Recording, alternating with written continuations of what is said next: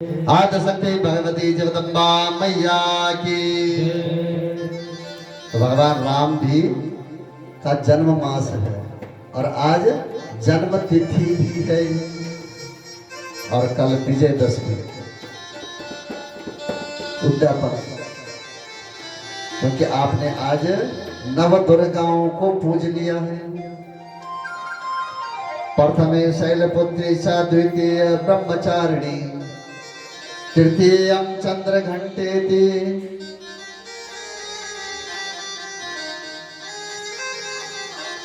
कुसुमांडेति ततोत्तकम्।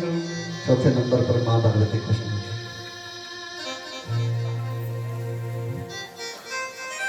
पंचमं स्कंदमातेति षष्ठं कात्यायनीति च सप्तमं कालरात्रि च महागौरी चाष्टमं नवमं सिद्धिधात्री च। आज नवम दिवस में मां भगवती सिद्धिधात्री, आपके सारे कार्य सिद्ध हो गए। नव दुर्गा प्रकीर्तितः, नव दुर्गाओं का पूजन हुआ संपन्न और भगवान रामचंद्र जी का जन्म दिवस वो भी संपन्नता की ओर। इस प्रकार से आज यहाँ पर माँ भगवती की देवी की पूजा की विधि और फलश्रुति के बारे में जन्मेजय जी को महर्षि वेदव्यास जी कहते हैं, अग्निहोत्रम ततो होत्वा मत्प्रीत्यार्थद ज्योतमः होमान्ते श्वासने स्थित्वा पूजा संकल्पमाचरे।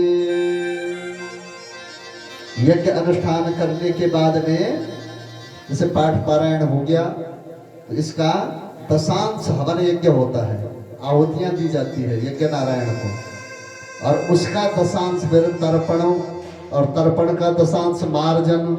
इस प्रकार से यज्ञ अनुष्ठान जब करते हैं तो भूत शुद्धि पुराकृता मातृका न्यासमेव च हल्लेखामामृतान्यास नित्यमेव समाचरे।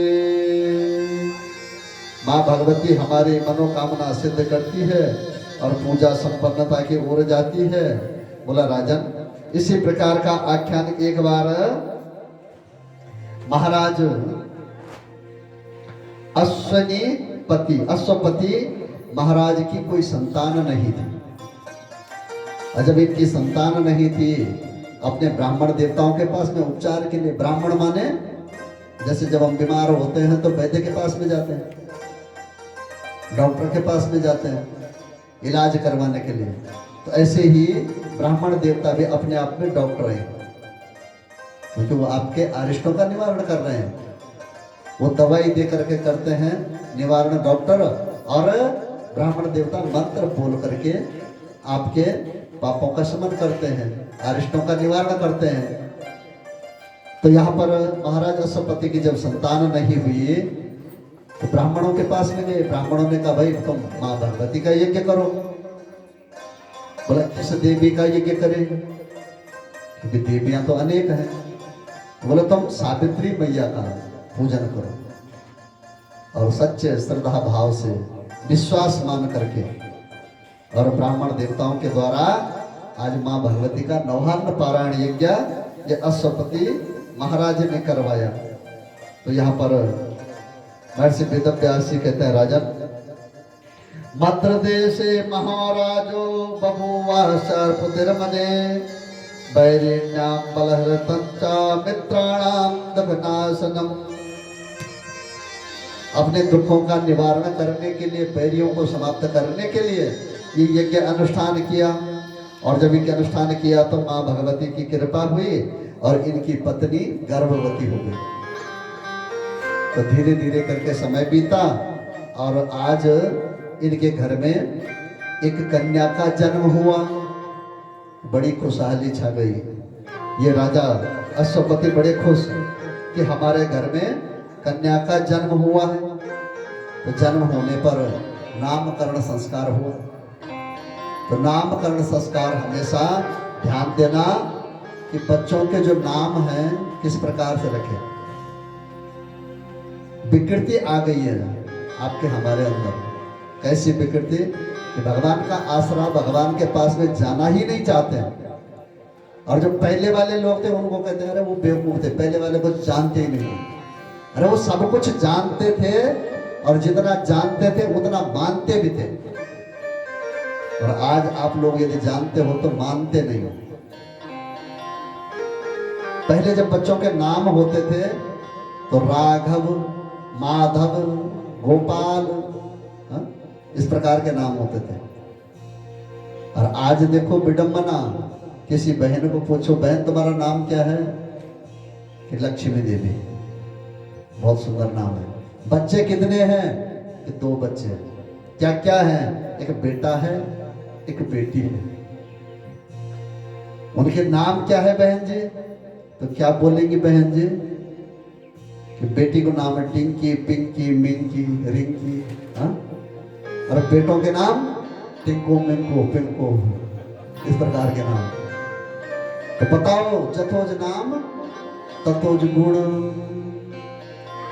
जिस प्रकार से उस टिंको पिंको शब्द का कोई अर्थ नहीं निकलता है, वो अनर्थ है।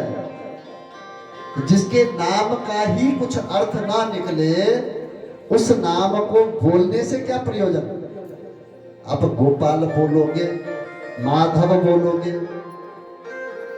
कुछ प्रयोजन सिद्ध हो रहा है ना।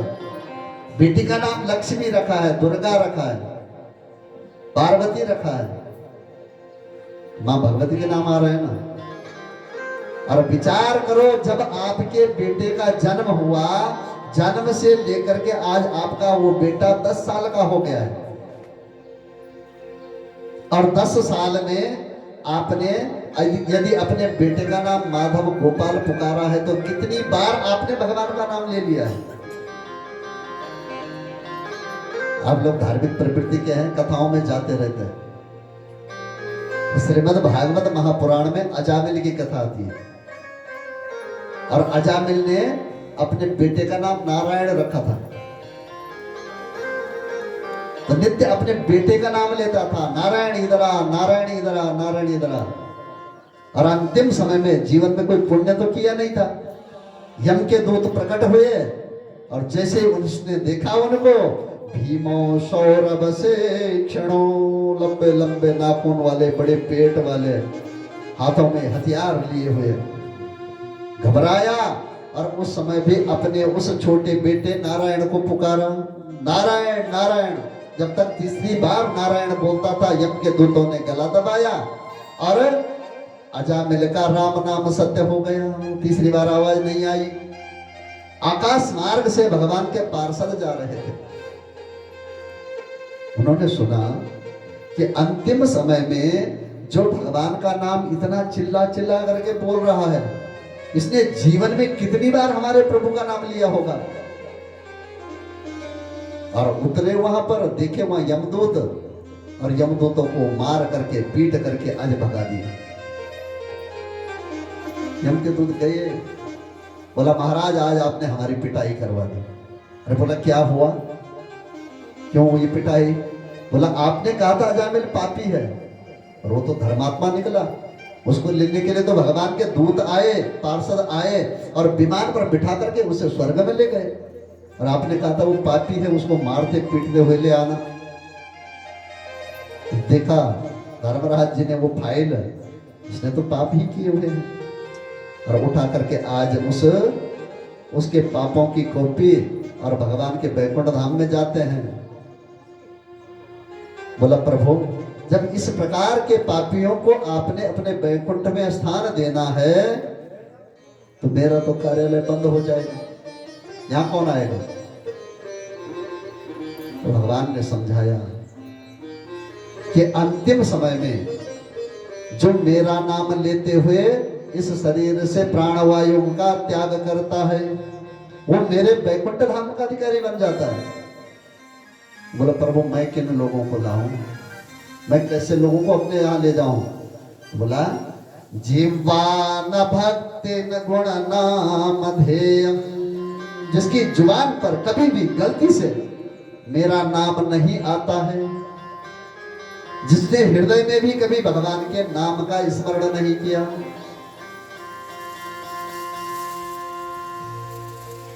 आपने सुना होगा कि कोई व्यक्ति बीमार था ना, और बीमार होते हुए उसको आदत नहीं थी भगवान का नाम बोलने की। बड़ी कोशिश की सबने, इससे भगवान का नाम बुलवाए, नहीं बोला उसने। अंतिम में उन्होंने विचार किया, भाई ऐसा करो, इससे बोलो जनो भादों असोजमान काकड़ी रहने लगी। बोले हरी काकड़ी खाओ, सोर छते रोते पर हरी मिर्च को लोण पिसोल। तो वो व्यक्ति कहता है कि भाई जब तुम जिद करने लगे तो गुड़ ला के कहने काट चुका करो, तब भी हरी नहीं बोला। तो ऐसे भी लोग होते हैं। इसलिए कभी भी बच्चों का जब नामकरण संस्कार हो तो बच्चों के नाम भगवान के 1000 नाम है, भगवान विष्णु के 1000 नाम, शंकर जी के 1000 नाम, मां भगवती दुर्गा के। इन 1000 नामों में से कोई तो ऐसा नाम मिलेगा जो भगवान के नाम से मिलता जुलता।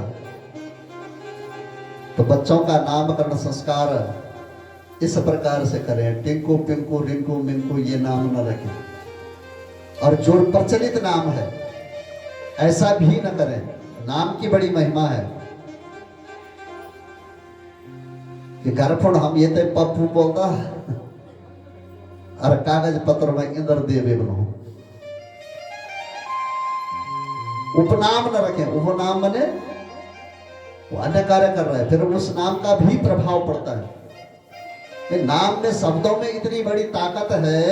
किसी व्यक्ति का नाम यदि गोपाल है और वो गोपाल जी बाहर बैठे हुए उतनी दूर, और हम यहां से गोपाल बोलेंगे, अच्छा मुझे बुला रहे हो, उस शब्द में इतनी ताकत है कि मनुष्य आकर्षित हो जाता है उस नाम को सुनने के बाद में। ऐसा ही बच्चों का नाम रखें।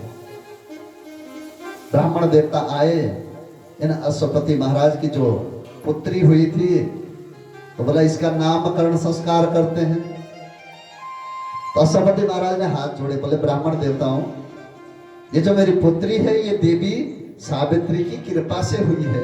ब्राह्मण देवताओं ने कहा था सावित्री मैया का पूजन करना, और मैं चाहता हूं कि इस कन्या का नाम मैं सावित्री ही रखूं। ब्राह्मण देवताओं ने बोला बिल्कुल अच्छी बात है।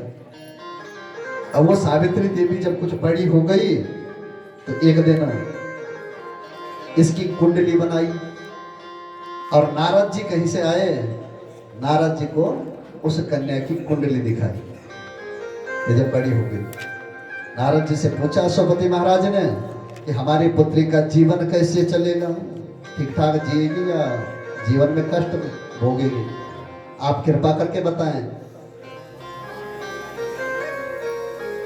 आपकी हमारी एक लालसा होती है ना, कभी कुंडली देख रहे हैं तो बच्चे बैठ जाते हैं कि क्या बोलते हैं हमारे लिए, इनके भाग्य में क्या है।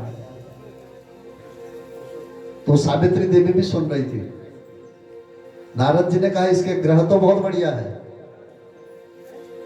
पर तब तक बढ़िया है जब तक इसका विवाह नहीं होता है, और जिस दिन इसका विवाह हो जाएगा फिर इसके ऊपर कष्टों का पहाड़ टूट पड़ेगा। क्योंकि पुत्री जब तक माता पिता के घर में है तो माता पिता के भाग्य से खाती है, वही लालन पालन कर रहे हैं, वही तो खिला रहे हैं। जब ससुराल जाती है तो पति का भाग्य साथ में जुड़ जाता है। तो बोला जिस दिन इसका विवाह होगा, इसके कुंडली में वैदव्य योग लिखा हुआ है, विवाह होने के 1 वर्ष बाद ये विधवा हो जाएगी। देवी सावित्री सुन रही थी। महाराज अश्वपति चिंतित हुए कि यदि वैदव्य योग इसके भाग्य में लिखा हुआ है तो क्या होगा। दैव योग से कुछ दिनों के अंतराल में धिमतसेन नाम के एक राजा हुए, बड़े प्रतापी राजा थे, और शत्रुओं ने इनके राज्य पर आक्रमण किया, और राजा और